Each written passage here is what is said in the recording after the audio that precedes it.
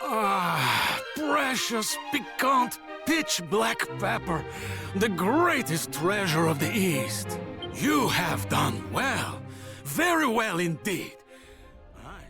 Dragon Quest III HD-2D was released in November of 2024, which is quite a while ago from here. Now, although I'm very late with this review, there was no way in hell that I was paying 50 quid for the game. Square Enix priced it a little bit too high in my personal opinion, and in all honesty, and mild spoiler alert for the ending of the video, but that's pretty much my only gripe with the game, is that it costs far too much for what it is. It is a good game, it is well made, it's pretty cool, but it is just a funked up version of the original game. I'm sure there are some quality of life improvements. I never played the original 3 Dragon Quest games, or Dragon Warrior games as they were over in the West, but this HD 2D remake is really damn good. Obviously, it goes without saying that the art style is right up my alley. It's incredible. Of course, the artwork by Akira Toriyama, obviously he was passed away, unfortunately, and he's always done amazing work. I'm a huge fan of Dragon Ball and his work on Chrono Trigger and other works as well that he has done, like Sandland as well, which is one of my favourite mangas. You should check that out. But this game is just... it's a really good and very accessible JRPG, and I'll get into why. But first of all, a little bit about the story of the game. You're essentially a character that you can name, and on your 16th birthday, you set out into the world by being asked by the king, because it's normal for kings to ask 16-year-old boys or girls to do things in the real world. That's a perfectly normal thing, and you have to go out and you have to stop the evil of Baramos. And you, obviously, along your travels, you can recruit and take with you different classes of people from a specific place, which is pretty cool. There's loads of weapons to find and loads of mini medals to find, as per the usual within Dragon Quest games. The music is standard music that's in Dragon Quest games, still really good, but it's still pretty cool. The combat is really good. It's turn-based combat, which is right up my alley. Now, it is the turn-based combat where you do see your characters at the start of it, but then once you select the commands that you want them to do, they then disappear and you just get like a first-person view of the enemies. So if that's not your thing, then this game might not be for you, but that's what the Dragon Quest games combats were for the first entries.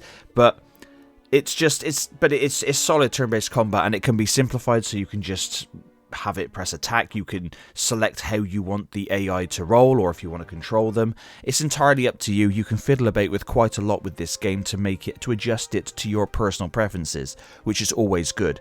There's of course plenty of secret areas within the game to find, and some minor side quest stuff. Not nothing major like Witcher 3 level depth side quests, but there are some extra bits there. Now, there are monsters that you can also, friendly monsters that you can find and locate around the world, and you have to do specific things to be able to recruit them, otherwise they'll run away, and then they can be used in the monster arena to fight with and whatnot. Now, I'll be honest, I didn't do any of that, but but it is there, and obviously check out other videos or research on the internet if you want to know more about that, but I personally just didn't do that kind of thing, because I don't have all the time in the world to smash a game in its entirety and 100% it. I will come back, but I'm trying to burn through a horrifically long backlog at the minute whilst trying to tackle a lot of other things, so I do apologise on that one. Now, eventually, you do get, as with standard with these older JRPGs, you do get a ship at some point. Of course, in Final Fantasy you get an airship, but here you get a ship, so you can actually go around the world and find loads of different hidden areas, different cities that you may or may not encounter on your path. And again, there's a lot more to see and do, and you can just find some pretty cool little areas that will give you some decent weapons and or items. The game does have very good writing, and it does have some voice acting as well, which isn't too bad. Hand that over, human. Ha! You would resist! Very well. Then you shall die by my magic! It's pretty good, but coupled with the music, there are some sections of the game which are really well done, I have to be honest. The main impressive thing about this game that I found is its accessibility with its difficulty. Now, I played it on the easiest mode because I just wanted to get through the game, because I don't play games to stress myself out. I mean, I play Elden Ring and the Dark Souls style games for that, but for everything else I will play on its easiest difficulty just because I enjoy playing. I don't want to sweat. I don't want to... I mean, you can challenge yourself if you want to challenge yourself, but personally, I just like JRPGs and RPGs for the stories and just the gameplay loop, not necessarily for how difficult they are. Most of the time with JRPGs, if I hit a wall or barrier where it's a boss which is just insane and I have to go and grind and level up for several hours, it can really hinder my enjoyment of the game, and I think a lot of other people's as well, especially if games get too grindy.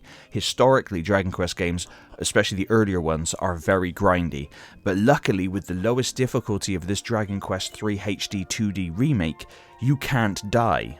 You just get put down to 1 HP and you cannot die. So you can just keep slapping away, and it removes the element of needing to grind, and you'll just naturally level up as you go through the game, and eventually you'll be able to fight the last few bosses and still win because you just can't die, which is really cool. Also, the option is there to also have it tell you and show you specifically where you have to go via like gold circles on the maps, and it will also tell you if you press the triangle or Y button depending on what you're playing on, and it will just tell you straight up and say this is what you have to go and do. There are still moments of the game which it doesn't tell you what to do. It'll tell you where to go, but you have to figure some stuff out for yourself, which is fine.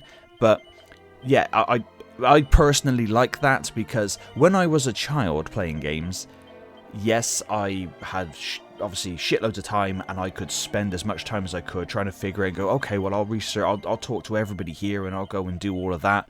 But I just do not have that kind of time anymore. Unfortunately, I wish I did, but I really don't. And apart from that, this is just standard JRPG goodness. This is a really good game, but its one con, like I mentioned at the beginning of the video, is that it's too damn expensive. I was not paying $49.99 here in the UK for this game, even though I really wanted to play it. Luckily, a week or so ago, or a couple of weeks ago, I picked it up on sale and it was £37. Still too expensive, in my opinion. This game should have been released at a full price of $29.99, and then obviously went down on offer for like $19.99 or something. It's that kind of thing. That's why I was really happy with the recent announcement for the Warhammer Dawn of War remaster that is coming out at $29.99 full price, but owners of the original game like myself, you get 30% discount off that, so we'll get it for around about 21-ish quid. So I'm over the moon with that, and that's what this should have been. This is not a new game, this is a remake of an older game, and let's be honest, I mean, I'm not a game developer. This could sound like a very dickish thing I'm saying, and I don't mean it to sound like a dickish thing, but with the way the graphics are and the way the gameplay is of Dragon Quest III, I'm fairly certain that considering the other stuff Square Enix has developed over the last few years, I don't think this was should have been very taxing. If you're a game developer, please let me know in the comments and let me know if I'm just talking out of my ass, because I probably am, absolutely. But if you put this game next to like Final Fantasy VII Rebirth, for example, I'm fairly certain Final Fantasy VII Rebirth took more time, more resources, more people to do over Dragon Quest III. Yet Dragon Quest III is nearly as expensive as Final Fantasy VII Rebirth.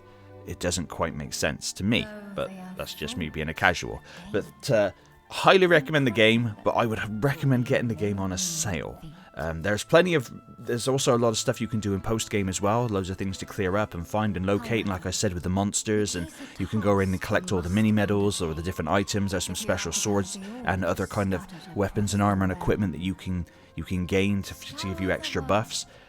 But personally, I think this game is fantastic, but please get it on sale, because it's I think you'll have a lot more fun with it as long as you don't pay through the nose for it. But please let me know in the comments down below if you have checked out Dragon Quest III HD-2D Remake. This game has made me really want them to... I know that Dragon Quest 1 and 2 together in a bundle are coming out soon, and I will get those when they're on sale. Again, I'm not paying full price for them. I know they're coming out and you're getting the two of them for 50 quid, exactly the same as this game, but they shouldn't have been that expensive to start with. Absolutely not.